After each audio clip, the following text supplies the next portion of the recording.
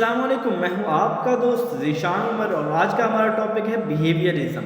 Behaviour, पहले structuralism की बात भी होगी, फंक्शनलिज्म की बात भी हो गई। नहीं अगर उसका पता तो आप जो है वो कमेंट बॉक्स नीचे जो है वो आप डिस्क्रिप्शन में जाके आप वहाँ देख सकते हैं और एजुकेशनल साइकोलॉजी की जो प्ले लिस्ट है वहाँ आपको ज़बरदस्त जो है वो साइकोलॉजी की जो टॉपिक है, एजुकेशनल साइकोलॉजी के वो टॉपिक आपको मिलेंगे और उनको देखना बेहतर ही होगा इसको देखने से पहले। अब बिहेवियरिज्म क्या है? बिहेवियरिज्म पहले देखते हैं कि ये इसका जेबी वाटसन जो है ना, ये इसका बानी था। 1878 के अंदर ये पैदा हुआ और 1950 के अंदर इसकी डेथ हुई। यानी कौन था? जेबी वाटसन, वो बिहेवियरिज्म का फादर है, ठीक है। और इसी ने कहा था कि बेसिक बर्न इमोशन जो है ना वो 3 हैं। इंसानों के बेसिक बर्न इमोशन 3 हैं। कौन कौन से? Love, hate, anger. यानी ये जो लव है, फेयर है और एंगर है। लव, फेयर एंड एंगर, ये जो हैं ये बेसिक बर्न इमोशंस है। और उसने ये जो कंसेप्ट दिया था बिहेवियरिज्म का, ये 1912 के अंदर 1912 के अंदर दिया था।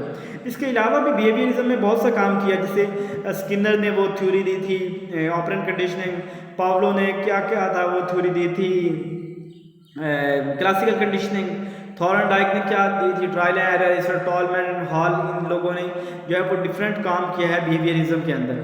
अब बिहेवियरिज्म का कंसेप्ट की पहले बात करते हैं कि बिहेवियरिज्म एक तो आपको पता होना चाहिए कि साइंटिफिक स्टडी है ह्यूमन माइंड की, ह्यूमन बिहेवियर की साइंटिफिक स्टडी है।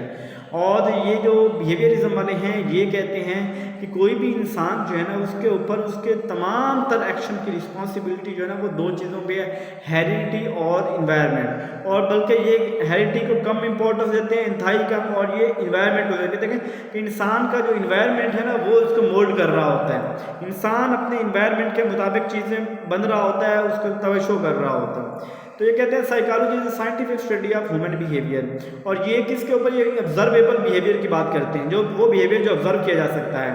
और ये स्ट्रक्चरलिज्म और फंक्शनलिज्म के अगेंस्ट हैं। और ये कहते हैं कि जब कॉन्शियसनेस है दिमाग, उसका इसको हम पढ़ नहीं सकते, ऑब्जर्व नहीं कर सकते, उसको साइंटिफिकली प्रूव नहीं कर सकते। इसके अलावा जो कहते हैं कि ये जो इन्वायरमेंट है इसका बहुत ज़्यादा रोल है किसी भी इंसान की, जो चाहे वो ग्रोथ हो चाहे डेवलपमेंट हो। चलो यहाँ पे भी बता दो ग्रोथ क्या होती है, डेवलपमेंट क्या होती है। What is difference between growth and development? Growth ये होती है कि किसी भी चीज़ की फिजिकल जो पोजीशन, फिजिकल चीज़ के अंदर चेंजिंग, उसकी शक्ल, उसकी हैबिट, उसकी साफ, उसके वजन, उसकी चीज़ों में तब्दीली होना, वो फिजिकल होती है, उसे ग्रोथ बोलते हैं। हाइट, वेट में अंदर जो तब्दीलियाँ होती हैं। जबकि जो ग्रोथ डेवलपमेंट होती है वो इंटेलेक्चुअल भी हो सकती है, इसमें बहुत चीज़ें आती हैं। ग्रोथ भी आती है, डेवलपमेंट के अंदर होती है कि कोई शख्स जैसे अपने ग्रूम कर रहा होता है, अपनी दिमागी तौर पे अपने आप को मजबूत कर रहा होता है, तो वो जो है इसके अंदर आएगा, ठीक है। तो अब बिहेवियरिज्म में क्या था कि ये इंडिविजुअल डिफरेंसेस जो हैं वो उनको देख रहा होता है। यानी ये पहली क्योंकि साइंटिफिक स्टडी है और ये इंडिविजुअल डिफरेंसेस जो हैं वो उनको देख रहे होते हैं, साइंटिफिक मेथड यूज़ करते हैं। इन्होंने कंसेप्ट दिया था रिवार्ड का, पनिशमेंट का, रीइंफोर्समेंट का, स्टिमुलस का, रिस्पॉन्स का, इन चीज़ों को कंसेप्ट दिया था। और इसके अलावा बिहेवियरिज्म वाले हैं जिन्होंने ये programme learning, computer assisted instruction, individualise learning की बात की थी। आपको वो पता ही होगा कि कंप्यूटर की प्रोग्रामिंग, ये जो इसकी थ्योरी है स्किनर की, ऑपरेंट कंडीशनिंग, उसे प्रोग्राम थ्योरी भी कहते हैं, प्रोग्राम लर्निंग थ्योरी भी कहते हैं। तो यानी ये computer assisted instruction, learning, individualise, ये सारी जो चीज़ें हैं ये बिहेवियरिज्म वालों की है, ठीक है। इसके अलावा ये क्या कहते हैं? बिहेवियरिज्म वाले कहते हैं कि ये एक्सटर्नल थिंग, यानी मैंने वो आपको बताया कि ये जो हेरिडिटी है ना इसको कम इंपॉर्टेंस देते हैं, लेकिन जो हमारे बैठ से आ रहे होते हैं, यानी हमारा माहौल कैसा है, हमें फीड क्या, हमें खिलाया क्या जा रहा है, हमें पढ़ाया क्या जा रहा है, हमारे इर्द गिर्द लोग क्या कर रहे हैं, ये चीज़ें जो है ना ज़्यादा मैटर कर रही होती हैं। ये कहते हैं किसी इंसान को जो है ना ट्रेनिंग बहुत ज़्यादा इंपॉर्टेंट है किसी इंसान की तब्दीली के लिए। हेरिडिटी जो है ना, वो जो विरासत है वो कम इंपॉर्टेंट है।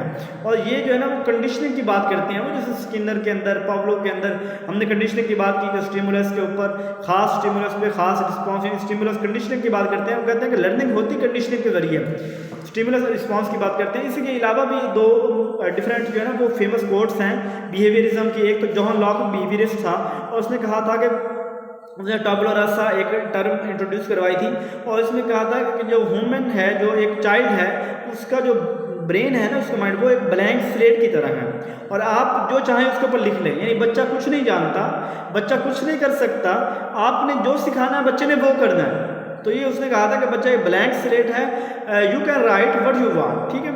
इसके अलावा जेबी वाटसन जो है वो 1912 के अंदर उसने भी एक बात की थी। उसने कहा था कि give me a dozen of child, मुझे दर्जन बच्चे दे दो, वो बच्चे हेल्दी होने चाहिए, ठीक ठाक होने चाहिए, और मुझे बता दो कि आप फ्यूचर में कैसा देखना चाहते हो इनको, मैं वैसे आपको दे। आप जंगजू चाहते हो, मैं जंगजू बना के दे दूंगा। आप चाहते हो इंजीनियर बने, डॉक्टर बने, जिस तरह चाहते हो मैं आपको बना के दे दूंगा, आप मुझे बच्चे दे दो। ये बात करता था JB वाटसन जो है, जिसने 1912 के अंदर ये कहा था कि gave me a dozen child I will make what you want, ठीक है। और जॉन लॉक की बात भी हो गई, बिहेवियरिज्म की बात भी हो गई।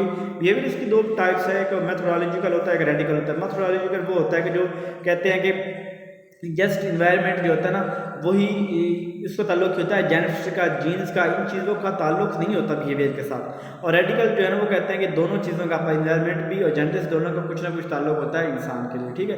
बिहेवियरिज्म की बात की, एक तो सबसे जो इंपॉर्टेंट चीज़ कि ये साइंटिफिक स्टडी है, ह्यूमन बिहेवियर की स्टडी है। इसके अंदर जो इन्वायरमेंट जो है वो ग्रेटर रोल प्ले करता है। इन्वायरमेंट से चीज़ें सीखी जाती हैं। जॉन लॉक की, JB वाटसन की जो डेफिनेशन जो उन्होंने बात की थी, कोट्स थी, वो आपने याद कर लेनी है। और कोई भी क्वेश्चन मज़ीद हो तो आप पूछ सकती हैं। अपना ख्याल रखिएगा और मुझे अपनी दुआओं में याद रखिएगा। जज़ाकल्लाहु खैरा।